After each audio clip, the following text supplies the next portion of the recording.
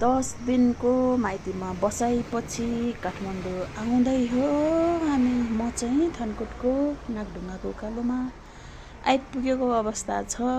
बिहान हिँडेको होइन, पानी परिरहेको छ है, कुहिरो लागिरहेको छ, वातावरण धमिलो भइरहेको छ। अनि जहाँ जहाँ हुनुहुन्छ सुरक्षित रहनु होला। साथीभाइहरू पानी परिसके, कति दिन भइसक्यो होइन। अनि उकालोमा उक्लिँदैछौँ हामीहरू चाहिँ। अनि गाडी चाहिँ हल्का उकालोमा जाम छ, हल्का जाम छ, तर बिस्तारै गाडी हिँडिरहेको छ। यस्तो जाम छ गाडी होइन। अनि त्यसपछि हामी चाहिँ म चाहिँ तिहारमा माइत गएको। यसपालि चाहिँ निकै दिन बसेँ भनौँ न होइन, आनन्दले। अनि खास काम पनि केही छैन घरतिर पनि। अनि काठमाडौँ आउँदै हो उकालोमा नागढुङ्गाको जाममा अलिकति एउटा भिडियो बनाएँ मैले चाहिँ। पानी परेछ हेर्नु।